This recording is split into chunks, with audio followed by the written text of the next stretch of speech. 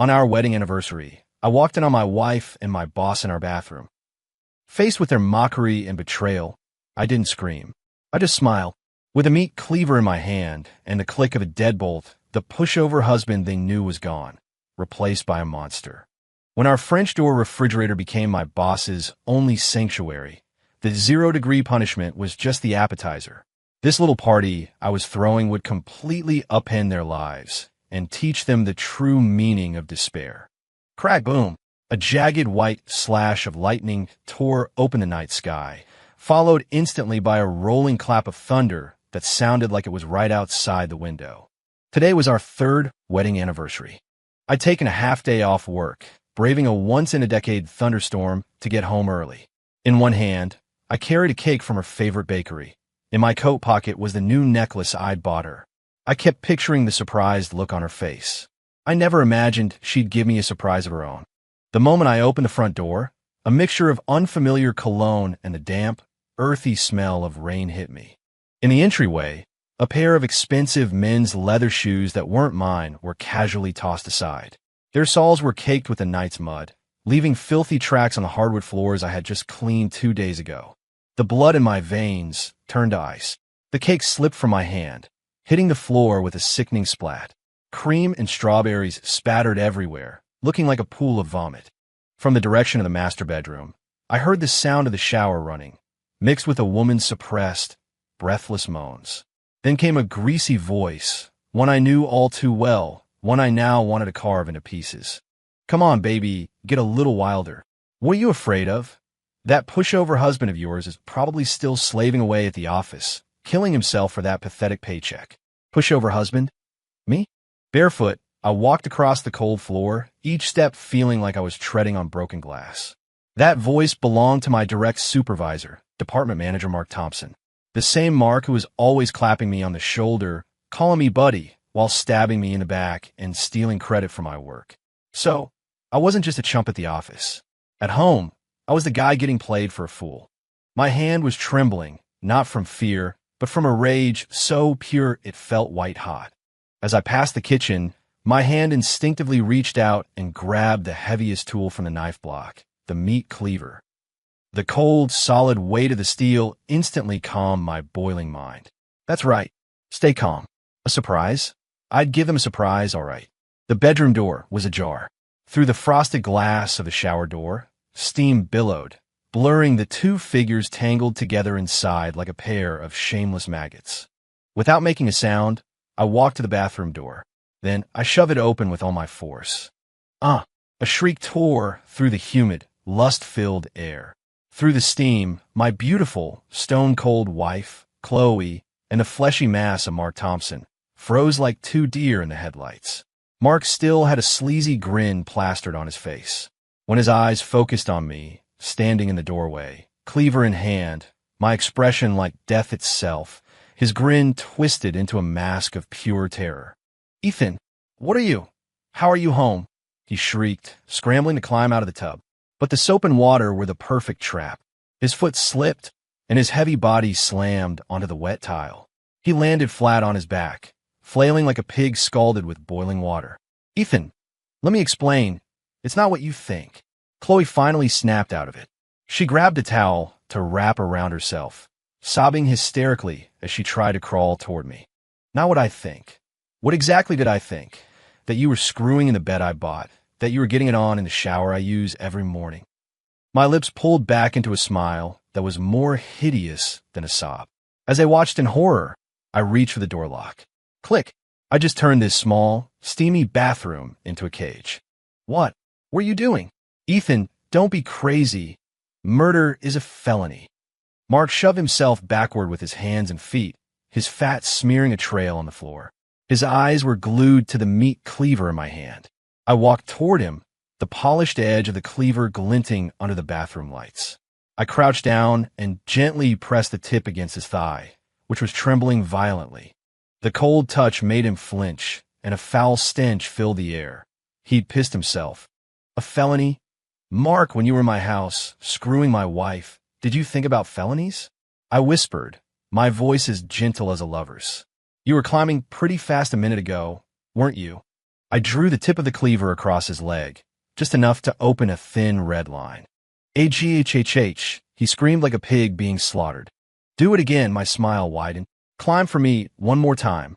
Another crash of thunder boomed outside, perfectly drowning out his pathetic screams and Chloe's desperate pleas. I enjoyed the show, him scrambling on the floor like a dog, Chloe's pretty face contorted by terror and despair. This was the woman I'd loved for 3 years. This was the boss I'd treated like a friend. What a pair of scumbags.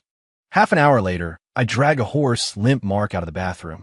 Chloe was a shell, huddled in a corner, shaking uncontrollably. I threw Mark onto the living room floor. He was naked, his body covered in angry red welts and purple bruises from where I'd used the flat of the cleaver. "Ethan, I'm sorry, I'm so sorry. Please, just let me go. I'll give you whatever you want, any amount of money." He gasped, lying on the floor like a dying fish. "Money." I let out a cold laugh, my eyes sweeping over the home I'd built. Our wedding photo was still on the wall, Chloe smiling beautifully, nestled against my side. How ironic. My gaze finally landed on the massive French door refrigerator in the corner. I'd stretched our budget to buy it so Chloe could stock all her expensive organic groceries and fancy snacks. A brilliant idea began to form. "Mark, didn't you say you needed to cool off?" I said with a smile, walking over and pulling open the freezer door. A blast of 0-degree air rushed out, instantly dropping the temperature in the room. Mark seemed to guess what was coming. The color drained from his face, his eyes wide with terror. "No, don't! Ethan, you can't do this. You'll kill me." "Kill you? Of course not," I said, prying his fingers from the floor one by one. In the face of my overwhelming rage, his strength was nothing. "I just think this would be the perfect sanctuary for you tonight." I dragged him like a sack of garbage, forcing all 200 pounds of him toward the freezer. He thrashed and screamed, his hands clawing at the door, his feet kicking at the floor. "Chloe, help me. For God's sake, help me," he cried out to the baby he'd been whispering sweet nothings to just an hour earlier. Chloe shot back to reality, scrambling over to grab my leg. "Ethan, no. Please, this is going too far. Don't ruin your life over people like us." Ruin my life. My life was already ruined the moment I opened that door. I kicked her away and, with a final surge of adrenaline, shoved the last of Mark's struggling body into the freezer compartment. His fat body was curled into a fetal position in the cramped space, like a hog ready for slaughter. Slam! I shut the door hard, and the world went quiet. All that was left was the low hum of the refrigerator's compressor, a perfect soundtrack for a countdown to oblivion. I walked over to the collapsed form of Chloe, crouched down, and gently lifted her tear-stained face with my finger. "Don't worry," I said with a smile that held no warmth. "His surprise is over. Now it's your turn." Faintly, I could hear a muffled thump-thump from inside the fridge, but the sounds quickly grew weaker, then stopped altogether. After all, 0 degrees is the perfect temperature to help a man clear his head. The hum of the refrigerator was like a ticking clock, each pulse hammering away in the dead silence of the living room. Chloe knelt on the floor, the towel wrapped around her body, shaking like a leaf in an autumn wind. She looked up, her face a mess of tears and snot, all traces of her usual polished arrogance gone. Her eyes were wide with a terror and unfamiliarity, as if she were looking at a demon who had just clawed its way out of hell. "Ethan, please, let him out. I'm begging you." Her voice was a hoarse, trembling whisper. "We can get a divorce. I won't take anything. I'll walk away with nothing. Just please, don't do something you'll regret." Regret. I laughed. The dumbest thing I ever did in my life was marry her. Ignoring her, I walked over to the liquor cabinet and poured myself a glass of whiskey. The amber liquid swirled, reflecting my cold, crazed expression. A divorce? I took a sip. The burn in my throat felt incredibly grounding. "Oh, we're getting one." "Just not yet." I walked to the refrigerator, admiring the giant white coffin. I could only imagine Mark's desperation inside. The initial frantic struggles, the biting cold seeping into his bones, his limbs going numb, his consciousness fading. This was so much more interesting than just killing him. "You know, Chloe," I said, turning back to her, "I really thought I was the luckiest man alive. I had a beautiful wife, a stable job. I worked my ass off, took every overtime shift, just to give you a better life. I gave you my debit card and only kept a couple $100 a month for myself. You said you wanted a bigger house, so I started secretly studying the stock market, trying to grow our savings. My voice was flat, as if I were telling someone else's story. Chloe started shaking even more violently. And what did you call me? A pushover husband. I walked over and crouched in front of her, holding the glass to her lips. Here, have a drink. It'll warm you up. She shook her head in terror, her lips trembling too much to speak. I grabbed her chin and forced the cold whiskey down her throat. She choked and coughed, tears streaming down her face. What's wrong? I stroked her damp hair, my touch gentle, but my words like ice. The game is just getting started. The minutes ticked by. After about 40 minutes, I figured he'd had enough. Any longer and he might actually die, and that would spoil the fun. I strolled over and opened the freezer door. A semi-frozen, purplish human form tumbled out and landed with a heavy thud on the floor. A thin layer of white frost covered Mark's body. His lips were blue, his eyes were bulging, and his body was convulsing uncontrollably. He opened his mouth, but only a wheezing, gasping sound came out. See? All cooled off now, right? I said with a smile to Chloe. I dragged him like a sack of trash into the bathroom, turned on the shower, and blasted his rigid body with cold water. Cold water. The moment the icy spray hit him, Mark's body went into violent spasms. The shock of going from extreme cold to just plain freezing, but not warmth, was a special kind of torture. He finally regained a sliver of consciousness, a low moan escaping his throat. I hauled him back into the living room and tossed his muddy clothes at his face. Get dressed and get out. Shaking violently, it took him almost 15 minutes to clumsily pull his clothes on. He didn't dare look at me once. His eyes held nothing but a deep, primal fear. Chloe crawled over to help him, but he shoved her away. Don't touch me. Mark shrieked in terror. Seeing them turn on each other, the smile on my face grew wider. Get lost, Mark, I said.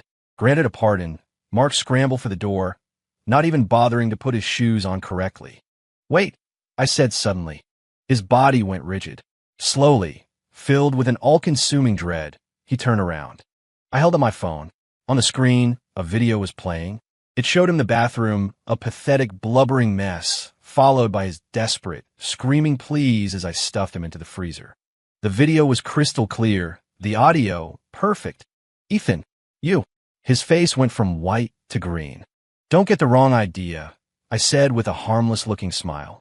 I just thought a moment this precious deserved to be saved. Wouldn't you agree, my dear boss? My gaze shifted from him to Chloe.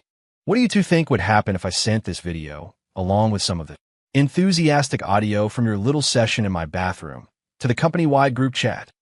Or maybe I could just send it directly to your wife. I knew about Mark's wife, Sharon. She was famous for being a shark, and her family was very influential.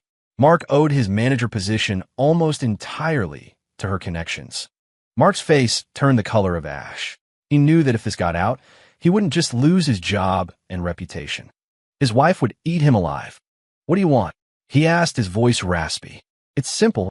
I held up 3 fingers. First, you resign. Effective immediately. The reason can be personal health issues. Second, that new BMW X5 you've been bragging about. I like it. Have the title transferred to my name by tomorrow. And third, and most importantly, I paused, then said each word with chilling clarity. From this day forward, I never want to see you again. If I do, I can't promise I won't do something even more. Interesting. Mark swayed on his feet. Finally, looking like a man who had his soul ripped out, he nodded weakly. Okay, I'll do it. He stumbled out the door and disappeared into the stormy night. The door closed, leaving me alone with Chloe. She stared at me with an incredibly complex expression, fear, regret, and even a sliver of something she probably didn't recognize herself. She had never seen this side of me. In her eyes, I'd always been the gentle, mild-mannered, almost weak nice guy. Now, that nice guy had become a predator. Ethan, she tried to crawl over and grab my pant leg. I took a step back, avoiding her touch. You want to turn in there to cool off? I asked, pointing to the refrigerator. She shuddered and shook her head frantically. Good. I sat down on the sofa and crossed my legs. Then let's settle our accounts. I pulled out my phone again, but this time it wasn't a video. It was a folder filled with screenshots of bank statements, transaction histories, and text messages. In 3 years of marriage, the total amount of my salary, bonuses, and investment returns that I handed over to you comes to about $175,000. Your salary was about $40,000. Our joint assets should be somewhere north of 200 grand. I looked up at her. But right now, our joint account has less than $5,000 in it. Where did the money go, Chloe? Her face went bone white. You paid $35,000 for your brother's new car. You put a $55,000 down payment on a new house for your parents back home. And every month, you sent your deadbeat brother money to cover his gambling debts. Sometimes $1,000, sometimes $2,000. Did you ever mention any of this to me? I enlarged the screenshots one by one, shoving the phone in her face. It was from the monitoring software I had secretly installed on her phone months ago. I knew everything. She was completely stunned. She thought she had been so clever, so discreet. She had no idea she'd been living in a cage of my own making. You've been spying on me. No. I corrected her, shaking my head. I've been protecting my assets. After all, I'd hate to think the money I worked my ass off for was being used to fill the black hole of your family's finances while you were busy screwing another man. I stood up and walked over to her, looking down at her from above. Chloe, why do you think I came home early on our anniversary? Did you really think I brought that cake just to surprise you? I leaned in close, my voice a demonic whisper in her ear. I'm a hunter, and you two just walked right in my trap. This is my game now, and I make the rules. So, stay on your knees and tell me, where is my money? Just as I finished speaking, my phone rang. It was an unknown number. I answered it and put on speaker. A sharp, furious woman's voice cut through the phone. Is this Ethan Carter? This is Mark Thompson's wife. Have you been out messing around with my husband? You son of a bitch. He took my car. You tell him to get his ass back here and answer my calls. I froze for a second, then a slow smile spread across my face. Divine intervention. I pitched my voice to sound wounded and utterly devastated. Mrs. Thompson, you've got it all wrong. I didn't want this to happen. But your husband, he's with my wife, Chloe. They're here. In my house. In my bed. There was dead silence on the other end. It was followed by a shriek that nearly blew out the phone speaker. Address. Give me your address. I glanced at Chloe, whose face was now the color of a sheet, and calmly recited our address. Please hurry, Mrs. Thompson, I added, my voice cracking. I don't know what I'm going to do. After hanging up, I held the phone up for Chloe to see. See that? Our first guest is about to arrive, I said, my smile widening. So what do you think? Should we welcome her with a video? Or should we give her a live performance? Chapter 3. The Vengeance Banquet. The rain was still falling, but it had softened from a downpour to a steady drizzle. The doorbell, however, rang with a fury that was more violent than the earlier thunder, as if someone was trying to break the door down. Chloe flinched, instinctively trying to straighten her towel and smooth her hair to appear less disheveled. Don't move, I commanded coldly. Go open the door. Just like that. No, Ethan, please. I'm begging you. She shook her head, tears streaming down her face. She knew who was on the other side and what was about to happen. Being exposed like this in front of a stranger, especially Mark's wife, was a fate worse than death. Open the door, I repeated, my voice devoid of any emotion, or I'll open it for you. I made a move to stand, and that was enough to send her scrambling to the door. With a trembling hand, she pulled it open. Standing on the porch was a storm of a woman. She was dressed head to toe in designer brands. The rain had dampened her hair, but it did nothing to diminish her aura of absolute authority. This was Mark's wife, Sharon Thompson. Sharon's gaze was like an X-ray. It first scanned the disheveled, tear-streaked Chloe, a sneer of contempt twisting her lips. Then, her eyes moved past her and settled on me, sitting calmly on the sofa, sipping my drink. You're Ethan Carter?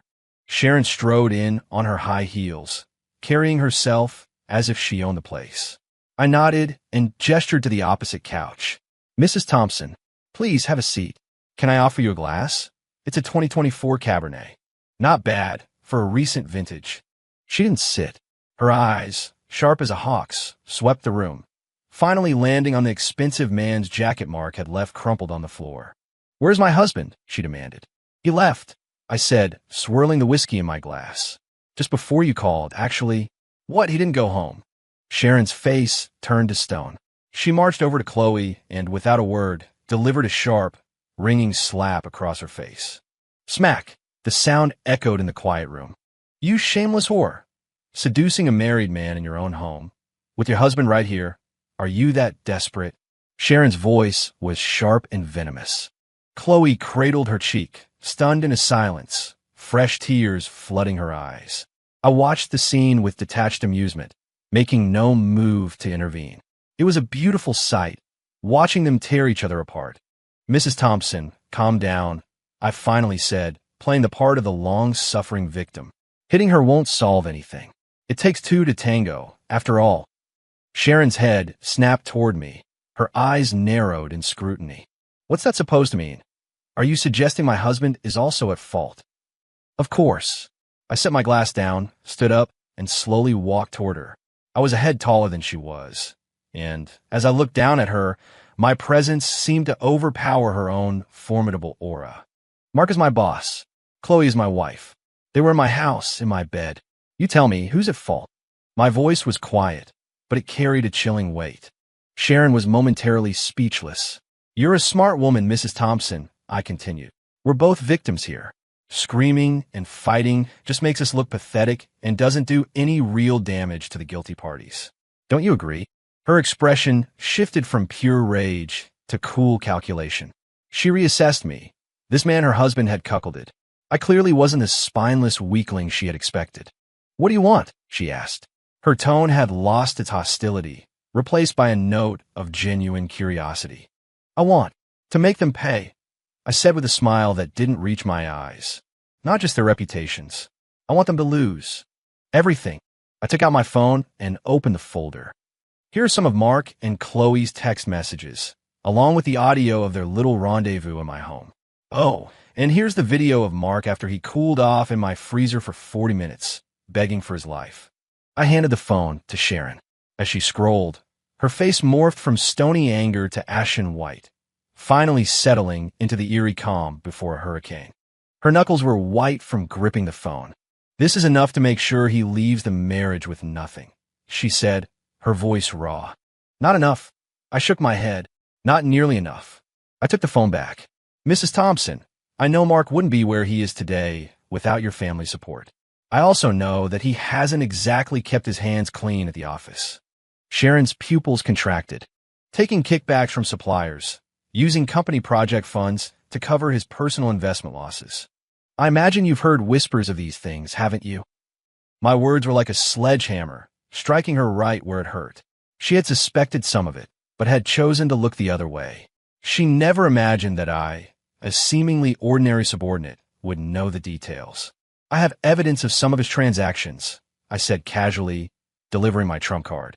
It's not everything, but it's more than enough for the DA's office to open a white-collar crime investigation. This evidence wasn't something I'd stumbled upon. As a longtime employee, I'd been aware of Mark's dirty dealings for a while. Using my IT skills, I had discreetly collected key emails and transfer records. I never thought I'd use them, but today was a special occasion. Sharon was completely silent.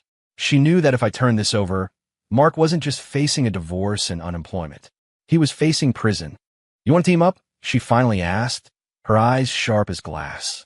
It's a win-win, I said, holding out my hand. I help you track down all the marital assets he's hidden, giving you the grounds to kick him to the curb and maybe even send him upstate for a few years. In return, I just need one small favor from you. What favor? Your company is bidding on the New South Waterfront Development Project, correct? I asked. She nodded. The project was the company's biggest priority this year. Mark is one of the project leads. He has a copy of the final technical bid proposal. I need you to get it for me. Then, I'm going to accidentally leak it to your biggest competitor. This was my real goal, hitting him where it would hurt the most. I didn't just want Mark to lose his family and his freedom. I wanted him to be the man who single-handedly destroyed his company's biggest project, to be branded a corporate pariah with no chance of ever recovering.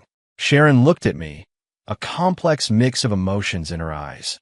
She saw my ruthlessness, but she also saw my intelligence. She knew that working with me was her best and only path to getting the maximum return. Fine. After a long silence, she made her decision, taking my outstretched hand in a firm grip. You have a deal. When this is over, you get 30% of whatever money I recover from him. Done, I smiled. Our alliance was forged. Chloe, who had been listening to our entire conversation, had slowly lost all color in her face until she was as pale as a corpse.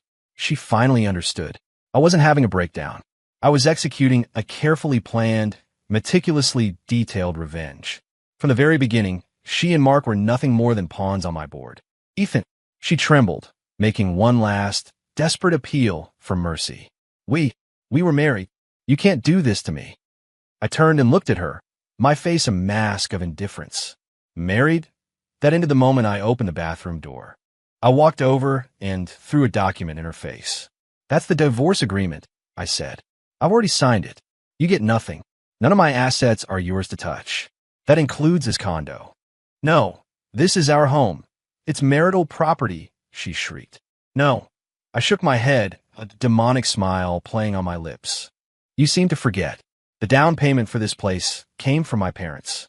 The deed is in my name only. According to state law, that makes it premarital property. You won't get a single dime. Chloe looked as if she'd been struck by lightning and collapsed to the floor. She had forgotten. She had controlled all my income, thinking she controlled our life together, but she'd overlooked the most critical detail. Sign it, I said, holding out a pen. Sign it, and we can go our separate ways. If you don't, I will hand over all the evidence of you and your family misappropriating my assets to the court. I'll sue you for fraud. When that happens, not only will you be left with nothing, but your precious little brother might end up sharing a cell with Mark. Chloe looked at me, her eyes filled with nothing but absolute despair. She knew she had lost, utterly and completely. With a shaking hand, she took the pen and signed her name at the bottom of the agreement. Outside, the rain had stopped. The main act was about to begin. Chapter 4. The prey strikes back. With my alliance with Sharon in place, the gears of my revenge began to turn with terrifying speed. The next day, Mark was a no-show at the office. The HR department soon received his resignation email, citing a sudden and serious medical condition requiring long-term care. The brand-new BMW X5 was parked in my spot downstairs, the keys and signed title left with the building's concierge. Everything was going according to plan. A man held captive by fear and blackmail is more obedient than any dog. Chloe moved out, too. She left with almost nothing but the clothes on her back. As she was leaving, she gave me a look filled with venom and defiance, as if to say, just you wait, Ethan. I'll make you pay for this. I just gave a contemptuous little smile. The impotent rage of a loser was my new favorite song. I thought things would proceed smoothly from there, that I would just grind them into the dirt without any further trouble. But I had underestimated the fury of a cornered animal. A week later, I was at home, using the intel from Sharon and my own tech skills to trace Mark's hidden offshore accounts when the doorbell rang. I looked through the peephole and saw 2 uniformed police officers. A cold knot formed in my stomach, but I kept my face impassive. I knew this was coming. Ethan Carter, we've received a report alleging your involvement in an assault and unlawful imprisonment. We need you to come with us to answer some questions. The lead officer's voice was stern. I guessed it. Mark and Chloe had gone to the cops. They must have realized that letting me boil them slowly was a losing game. Their only move was to go for broke and try to get me locked up first. If I was behind bars, all my evidence would be useless. Officers, there must be some kind of misunderstanding, I said, opening the door with a look of pure, innocent confusion. We can clear up any misunderstanding down at the station. They put me in the back of their cruiser. In the interrogation room, I saw Mark's medical report and Chloe's tearful, signed statement. They painted me as a violent maniac who had snapped after finding out about their affair. They claimed I beat Mark senseless and then locked him in a freezer for an hour, causing him severe physical and psychological trauma. They'd even roped in Chloe's parents and brother as witnesses, who all swore that I had a history of domestic abuse. Just like that, I was transformed from the victim into a brutal abuser. The cops interrogating me were looking at me with suspicion and hostility. Mr. Carter, it's better to cooperate. Your wife and the victim have both given their statements. I looked at them, my face a perfect mask of bewildered anguish. "Officers, they're lying." I shot to my feet, my voice thick with emotion. "I caught them having an affair, and now they're trying to frame me so they can keep the money they stole." "Do you have any proof that you didn't assault him, that you didn't lock him in that freezer?" the officer pressed. I feigned helplessness, slumping back in my chair. "No, it was just the three of us. How can I prove anything?" Seeing my distress, the two officers exchanged a look that said they had their man. Right on cue, the door opened, and my lawyer walked in, a legal shark named Mr. Davies, hired by Sharon. "Officers, I'm here to represent my client. We'll be posting bail. Furthermore, we have new evidence to submit regarding this case," Davies said, his tone calm and professional. "New evidence?" Davies nodded, took out his phone, and played a video. The lighting in the video was dim, but it clearly showed Mark, completely naked, sobbing on my living room floor. "Ethan, I'm sorry. I was wrong. I'm an animal. I seduced your wife. I'm so sorry. Please let me go. I'll give you anything you want." The video was short, but it was damning. That was not the plea of an assault victim. It was the confession of a guilty man begging for forgiveness. The atmosphere in the room changed instantly. The two cops looked utterly bewildered. Where did this come from?" "My client recorded it accidentally in a moment of extreme emotional distress," Davies said, adjusting his glasses. "Additionally, my client never imprisoned Mr. Thompson in a refrigerator. They had an argument, and Mr. Thompson, in a panic, hid inside it himself, and the door became stuck. We have a copy of the owner's manual for that particular model. It has a known design flaw with a latching mechanism." Davies then produced a printed product manual, one that I had spent all night fabricating in Photoshop. It was flawless. The officers stared at each other. The entire case had just been turned on its head. "Furthermore," Davies continued, dropping his final bomb, "my client would like to file a report of his own." "What kind of report?" "A report against Mark Thompson for embezzlement and accepting bribes, and against Chloe Mitchell and her family for felony fraud and misappropriation of marital assets." Davies placed a thick binder on the table. "Here is some of the preliminary evidence we've gathered. It includes bank records of kickbacks Mr. Thompson received and a detailed accounting of how Chloe Mitchell transferred over $100,000 of my client's income to her family members." If the video had flipped the script, this binder burned the whole theater down.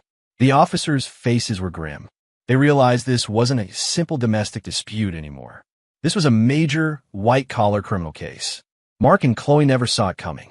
Their desperate counterattack, meant to be my undoing, had instead become the express train sending them straight to hell. I walked out of the police station a free man that same afternoon. Mark and Chloe, on the other hand, were now the subjects of a criminal investigation for filing a false report, embezzlement, and fraud. As I stepped out into the bright sunlight, I saw them across the street, huddled with their lawyer, looking like two stray dogs caught in a storm. Their faces were ashen. They saw me too. I gave them a small smile and mouthed two words: "Game over." They never realized that from the moment I decided on revenge, I had planned for every possibility, including their last-ditch effort to frame me. In fact, I had counted on it. I wanted them to call the police. I wanted to be brought in, because I knew that the only way to deliver the final, inescapable, killing blow was to present my evidence in the one place they thought they could win. But I wasn't finished. Not by a long shot. The real game was just heating up. I got in the car Sharon had sent for me. She was already inside, and she handed me a flash drive. She had gotten me what I needed, the technical bid proposal for the South Waterfront project. "Nice work," she said. "The rest is up to you."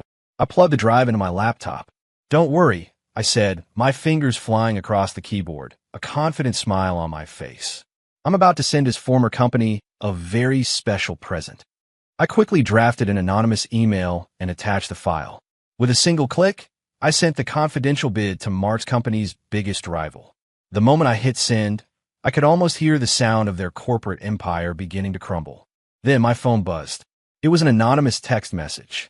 "You think you won? You mess with the wrong people, Ethan. Watch your back, and watch out for your parents." My pupils contracted to pinpricks. My parents. They were my only weakness, my only boundary. They dared to threaten my family. A wave of rage, blacker and more violent than anything I had felt that first night, surged up from the depths of my soul. Chapter 5. The Final Judgment. That text message was a poison blade aimed directly at my heart. My hands were shaking as I dialed my parents' number. The phone rang for what felt like an eternity before my mother answered, her voice thick and strained. "Hello, Ethan. Mom, are you okay? Is Dad okay?" We're fine. Don't you worry," she said, trying to sound cheerful. "We just had some visitors. A few rough-looking young men. Said you owed them money. Your father tried to argue with them, and they pushed him. He fell and hit his head, got a little cut. We're at the clinic in town now, getting it looked at. It's nothing serious. Honey, don't you worry." Nothing serious? They had put their hands on my father. I could picture it perfectly. My quiet, decent parents, terrified and helpless against a group of thugs. My fists clenched so tightly my nails dug into my palms. Mark, Chloe, I had thought sending them to prison, ruining their lives, would be enough. I was wrong. For scum like them, people with no bottom line, the law was not a punishment. It was a slap on the wrist. They had crossed my final line. And for that, I was going to show them what hell really looked like. Mom, don't be scared. I'm on my way home right now. Just try to remember what they looked like. They're not getting away with this. I hung up, the last bit of warmth draining from my body, replaced by a cold, murderous calm. Sharon, sitting across from me in the car, had heard the whole conversation. Her expression was grim. That was Mark. He's under investigation, and he's desperate. He knows he can't get to you, so he went after your family. He's going to regret that, I said through gritted teeth. What do you need? She asked. She knew we were in this together now. A threat to my family was a threat to our entire plan. I need the names of those thugs. And I want Mark's current location updated in real time. My voice was terrifyingly calm. Sharon's resources were impressive. In less than 30 minutes, the profiles of the local thugs and Mark's live GPS location were on my phone. He was holed up in an abandoned factory on the outskirts of the city with Chloe and her gambling addict brother, Kyle. So, they knew the police were closing in and they were planning their next move. Maybe they were getting ready to flee the country. Or maybe they thought they could use my parents as a bargaining chip. I didn't call the police. This time, I wasn't going to let the system handle it. This was going to be a private affair. My judgment, my rules. I got in my car and drove, alone, toward the abandoned factory. I cranked up a classical symphony on the stereo, the powerful music swelling like the overture to my final act of vengeance. Dusk was settling as I parked my car a safe distance away and slipped into the decaying industrial park. The factory smelled of rust and decay. Dim light filtered through grimy, broken windows. It didn't take me long to hear angry voices. "Are you sure this Carter guy is going to pay up? We roughed up his old man. What if he just calls the cops?" That was Kyle, Chloe's brother. "What's he going to do? He's more scared of this getting out than we are." Mark's voice was trying for bravado, but failing. "We have his parents. That's our ace in the hole.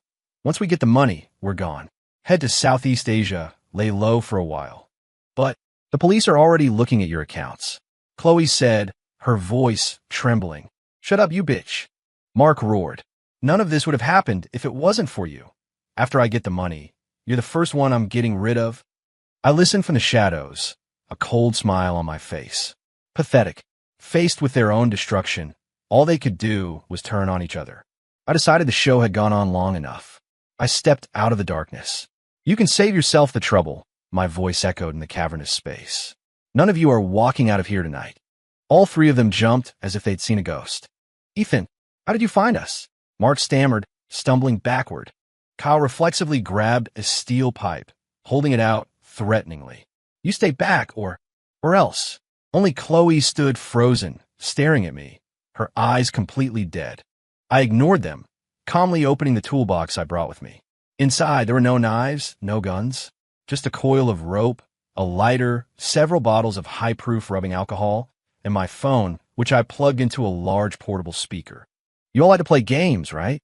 I said, pulling on a pair of leather gloves and smiling at them. "Tonight, I'm going to play one with you." I hit play on my phone. Instantly, the speaker blasted Mark's pig-like squeals from the bathroom, followed by the desperate, muffled thuds of him trying to escape the freezer. The sound was amplified to a deafening volume, creating a horrifying surround sound experience in the empty factory.